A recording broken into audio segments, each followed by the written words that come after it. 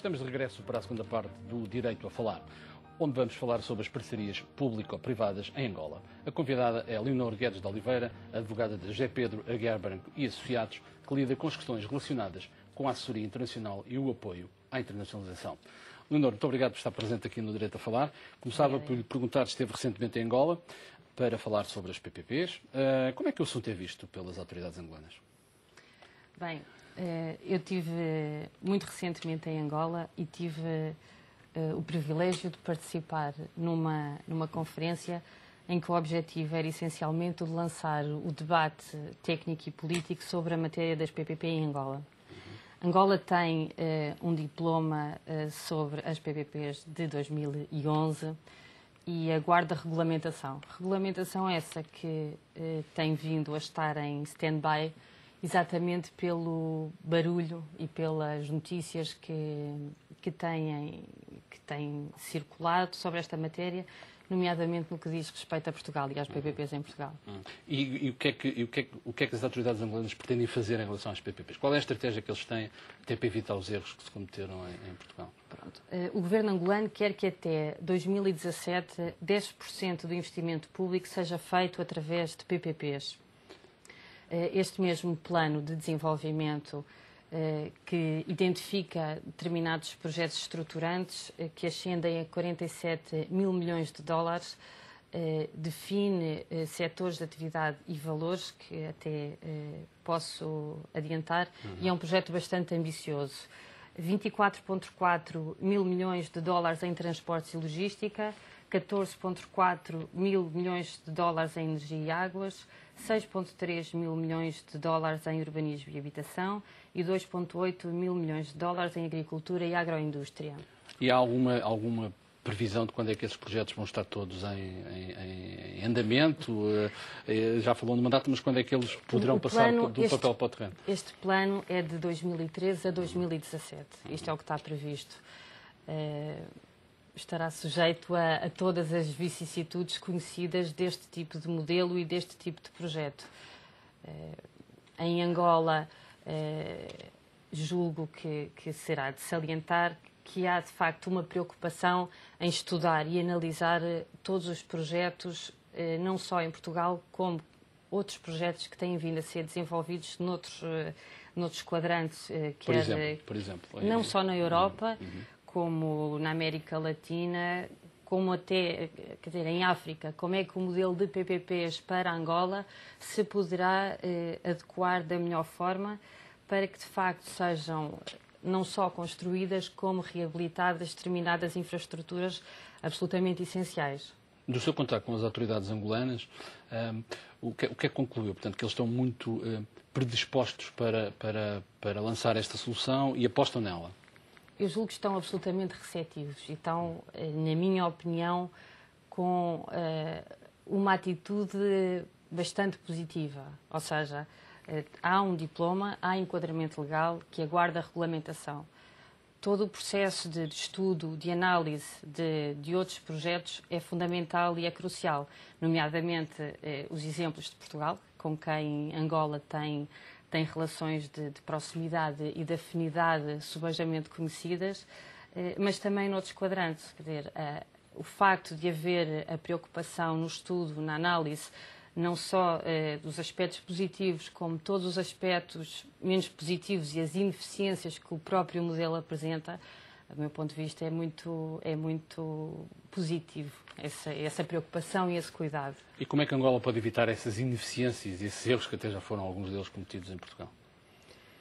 Conhecendo, nomeadamente no caso português, a matéria de risco, a matéria de partilha de risco, o estudo aprofundado de todo um processo de parceria público-privada, o lançamento do concurso, toda a parte jurídica que tem de ser estruturada e analisada, a própria oportunidade do lançamento da parceria.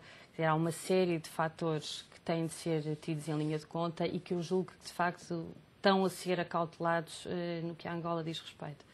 Pelo menos essa foi, de facto, a sensibilidade que me foi transmitida e que eu tive a oportunidade de de verificar no passado dia 18, quando participei nesse debate. Esse debate incluía só portugueses, incluía também outras ou eram, incluía essencialmente angolanos. Essencialmente angolanos. Foi em Luanda e essencialmente angolanos. Portanto, insere-se num círculo, deduzo eu, que se insere num âmbito de obter o máximo de informação possível sobre o modelo de PPP por parte das autoridades angolanas. Exatamente. Em que setores é que a Angola vai apostar mais neste modelo? Já falamos de infraestruturas e de energia. E há mais algum? Energia, fornecimento de água, setor rodoviário, ferroviário, aeroportos. Sim. Onde há uma série de projetos a desenvolver. Exatamente. É uma série de projetos que podem avançar com este modelo, se de facto for esse o entendimento. E como é que Portugal pode entrar nestes PPP? Como é que as empresas portuguesas podem entrar nestes PPP? Eu julgo que Portugal pode entrar, sobretudo, na transmissão de know-how que tem vindo a adquirir ao longo de 20 anos de experiência. É um know-how que se transmite não só em aspectos positivos, como também em negativos, e que para Angola se podem ser efetivamente uma mais-valia, porque não há por que repetir erros, não há, conhecendo a realidade, conhecendo os aspectos que de facto correram menos bem e o que é que falhou. Angola tem um alerta, tem todos os elementos para fazer e para desenvolver esses modelos e esse tipo de projeto de uma maneira mais eficiente e mais eficaz, que é o que se pretende. Porque a matéria das PPP é uma matéria muitíssimo delicada e maltratada por uns, julgo que não é adorada por ninguém, porque de facto os aspectos... Mas porquê é que diz isso? Porque ela é maltratada e é adorada por ninguém? Porque enquanto modelo... Eu sei que os exemplos recentes não abonam a favor do produto. Mas nem todos. Há exemplos na área da saúde que são positivos. Depende não só da área do setor de atividade em que de facto estão a ser aplicados. Há exemplos positivos que devem ser considerados. E o modelo, como um modelo de relação entre entidade privada, entre entidade pública, para construção, reconstrução de infraestrutura, para satisfação de necessidades ou bens públicos, de utilidade pública, tendo sempre em linha de conta a relação entre a entidade privada e a entidade pública, pode ter aspectos muito positivos, se de facto, enquanto modelo, for bem estruturado e for bem planeado e houver, de facto, um acompanhamento da própria execução do modelo e da continuidade dele mesmo. E as empresas portuguesas podem também aproveitar isto em Angola como uma oportunidade de negócio, participar nestas PPP. Portugal e Angola, para além de todas as afinidades que são conhecidas, há uma proximidade na própria lei de Angola, é muito idêntica à nossa lei das PPPs, apesar de Portugal estar, como é sabido, sob um programa de assistência económica e financeira, e depois disso já haver, de facto, um novo diploma, e aí diverge do diploma das PPPs. Na essência, o diploma angolano é muito semelhante ao português, tendo, por exemplo, uma diferença. Lá é previsto, na lei angolana, é previsto um fundo que a lei portuguesa não prevê. É um fundo que até é chamado de almofada, porque exatamente foi pensado para amortizar as falhas do próprio sistema. Isto, de alguma forma, mostra como Angola está a ter algum cuidado e teve algum cuidado na redação desse mesmo diploma, porque, de alguma maneira, era previsto, ou pode ser previsto, como no nosso caso já se verificou várias vezes, que o próprio modelo tem deficiências conhecidas. Não é? E esse fundo já foi criado, está ainda em projeto ou está em fase de criação, no fundo? Sim, a lei já foi aprovada, mas aguarda a regulamentação.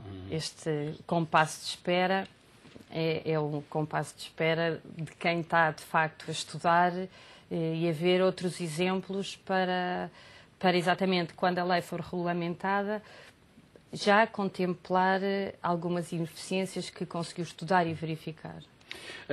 E Portugal tem concorrência de outros, ou as empresas portuguesas têm concorrência de outras empresas de outros países? Nesta altura, todo o mundo tem os olhos concentrados em Angola em termos de investimentos. De onde é que pode vir essa concorrência? De vários países? Pode vir de vários países, já lá estão? nomeadamente das Chinas. Já lá estão. Angola é um porto de oportunidades, nomeadamente para este tipo de modelo e para este tipo de projeto, é uma porta aberta ao investimento. E as outras empresas de outros países têm lá estado também presentes, por exemplo, a estudar este modelo de parcerias público-privadas? Têm conhecimento disso? Ou... Julgo que não. Julgo que não. Julgo que nesta matéria Portugal tem uma mais-valia muito marcada. O que é que falta para as relações entre Portugal e Angola para que as PPPs se possam desenvolver e tenham um sucesso que tem marcado até agora as relações entre Portugal e Angola? Olha, eu acho que as relações entre Portugal e Angola podem ser relações muito benéficas para ambos. Podem ser relações que não só Angola precisa do know-how de Portugal, como Portugal, de facto, precisa de economias emergentes e de economias como a de Angola. Portanto, é uma relação que precisa de ser cimentada, é preciso haver, de facto, políticas que incentivem e que cimentem os bons laços entre os dois países. Muito bem. O que é que correu mal? Abrindo o leque do tema, o que é que correu mal com as PPPs portuguesas? Com as PPP portuguesas? Correram várias coisas mal. O que é que mudaria? Se tivesse que mudar agora o modelo, em que é que a avaliação do risco e a monitorização da execução das PPPs. E porquê é que esses dois fatores são muito importantes? São determinantes, porque quer dizer, a transferência do risco de uma entidade para a outra, a assunção do risco por quem de facto tem maior capacidade para gerir, são matérias determinantes e que em muitos casos nas PPPs em Portugal falharam. E os resultados, bem ou mal, estão à vista. De qualquer forma, em termos internacionais, o modelo PPP continua a ser muito seguido, é isso? É isso. Tem essa percepção e até conhecimento noutros quadrantes, nomeadamente na Colômbia, que é um mercado que também temos vindo a acompanhar. Quero dar alguns exemplos, por exemplo, da Colômbia, onde é que isso se processa? A Colômbia tem uma lei de PPPs com um regime um bocadinho diferente, ou substancialmente, efetivamente é substancialmente diferente do nosso, mas tem, de facto, uma série de projetos que vão ser lançados com este modelo e que partem não só da iniciativa pública, como também privada. E é um modelo que nos próximos anos vai ser bastante estudado até pelo Governo, porque exatamente foram criadas as condições, quer da parte das entidades públicas, quer das privadas, com o entendimento de que sim, este é um modelo válido e interessante e que pode ser uma mais-valia para o desenvolvimento do país, que é o que se pretende. Para o desenvolvimento do país, que é o que se pretende. Conhece outras experiências? Está ligada à internacionalização? No Brasil também. No Brasil também, por exemplo, quer dizer, agora para construção e reabilitação de uma série de estádios vai ser utilizado o modelo de PPPs. E na Europa, em termos, continua a ser um modelo usado? Há alguns países que se destaquem mais na utilização do modelo? Europa menos. A Europa, nesta altura, menos quer dizer, as condições financeiras que a Europa atravessa nesta altura condicionam uma série de projetos, nomeadamente projetos como estes de grande envergadura, não é? Se tivesse que definir um código de boas práticas que devem ser observadas para um bom desenvolvimento das parcerias público-privadas, o que é que diria? O que é que deveria constar desse código? Olha, primeira linha, o rigor. Se calhar em segunda linha, a transparência, lançamento de concursos e a avaliação dos riscos. Ex ante e a monitorização do próprio processo. Como é que faria essa monitorização? Pegando no exemplo desse, como é que isso se faria? Depende de caso para caso, mas o acompanhamento e a fiscalização e sobretudo a fiscalização de todas as fases do procedimento são matérias fundamentais. Acha que Portugal deveria continuar a apostar neste modelo? É importante para Portugal apostar, continuar a ter esta opção? Eu julgo que sim. Apesar das condicionantes impostas nesta matéria pela Troika, o modelo não está fechado. Ou seja, se entender que efetivamente pode ser o modelo mais adequado a lançar para determinado projeto, efetivamente pode ser utilizado. E porquê que acha que a Troika impôs essas condições ou essas limitações? Que era absolutamente necessário. Houve uma altura em que, de facto, a estratégia de lançamento de PPPs foi um boom. Houve uma série de projetos que não seguiram uma estratégia, a meu ver, adequada. Isso teve consequências e, obviamente, quando a Troika analisou uma série de projetos, e está a analisar uma série de projetos, impôs uma série de condicionantes necessárias, absolutamente necessárias. E esses processos que estão em curso de revisão vai ser... Acha que vai haver possibilidades de mudar alguns contratos ou isso não vai ser possível? Há uma série de contratos que já estão a ser analisados e a ser analisados. É absolutamente fundamental e necessário. Com os custos inerentes para todos que isso acarreta, não é? Voltando, e para concluir a nossa conversa, voltando a Angola, na sua perspectiva, quando é que pensa que teremos o primeiro projeto de PPPs a arrancar em Angola? Já arrancaram. Já arrancaram? Efetivamente já arrancaram no setor das águas, por exemplo.